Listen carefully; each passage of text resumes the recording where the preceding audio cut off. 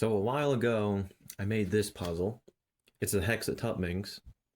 It's a shape transformation of the Tuttminx, which is a face-turning truncated icosahedron. It's a pretty fun puzzle. It's a little bit catchy. And it's kind of tedious to solve. But it's an enjoyable puzzle. So, what do you make next? Well, of course, you make the Hexarayminx.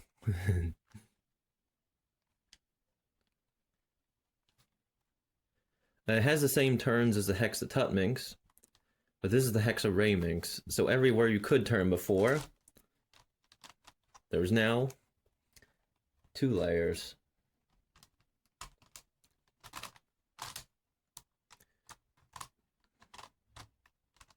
Let's make a real turn.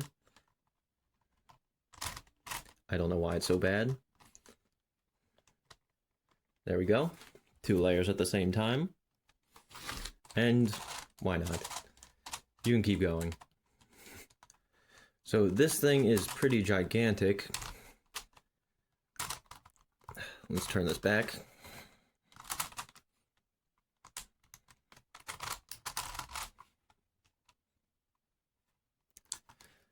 Here's it next to a 3x3.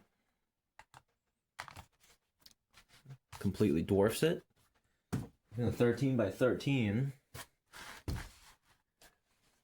It's just a little bit smaller. So, it is massive.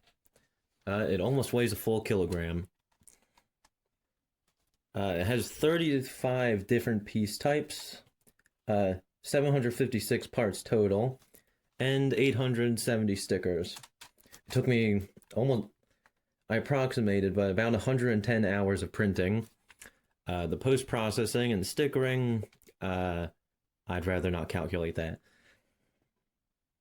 So, some production details. I added a clicking mechanism because of this little problem on the original.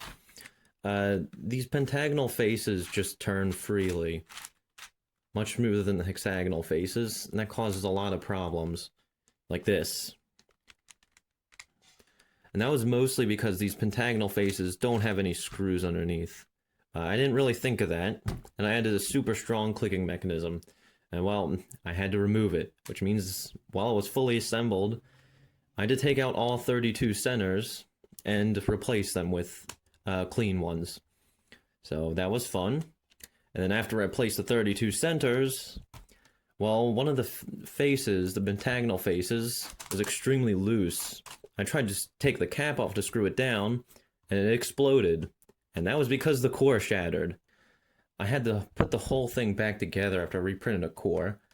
That was very fun. I found a pretty good method to put it back together. I took off a screw, and then took all the pieces that went along with that face, and put them in their pile. And then when I got them all off, I just built it the opposite way.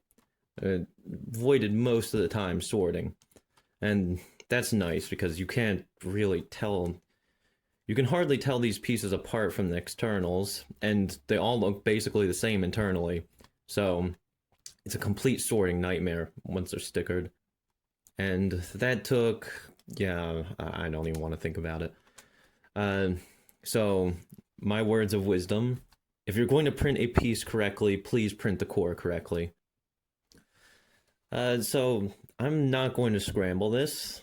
The first reason I'll have to tell you, it is going to take an unbelievable amount of time to solve this.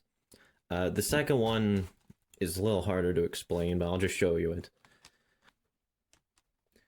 I do not know what's causing this. This normally turns very well.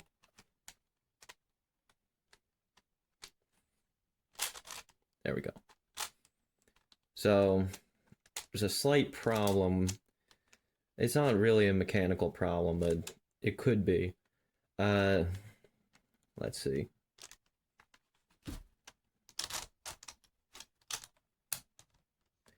So if you do moves like this, it doesn't have to be these specific moves, but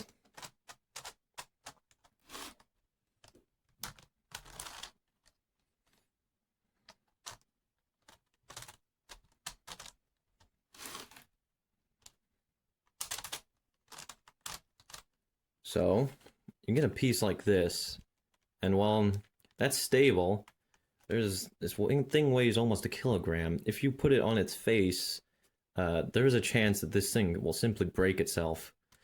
So, there's almost no safe way to store it once it's scrambled, except put it on a pillow. And, well, I don't really want to do that. Since I'm not going to scramble it, I'll at least show you something cool. So, let's go a little bit crazy.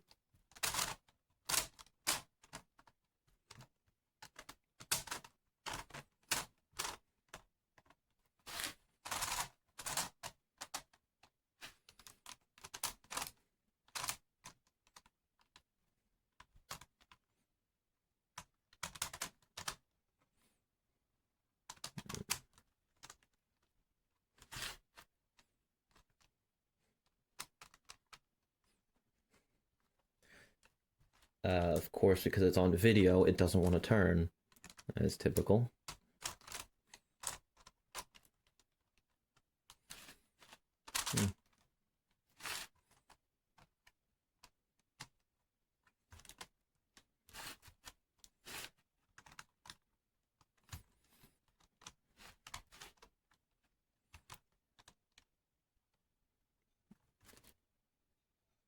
What? Okay,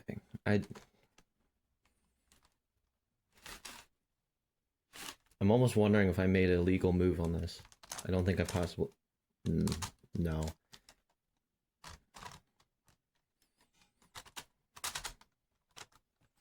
So, well, I think that's pretty crazy.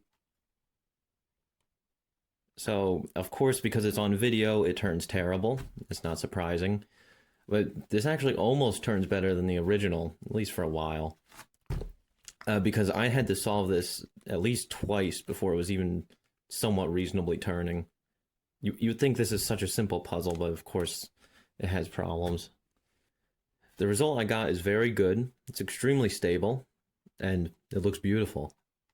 The mechanism does not hook down very far, so I thought it might have some problems with pieces popping, but it doesn't at all.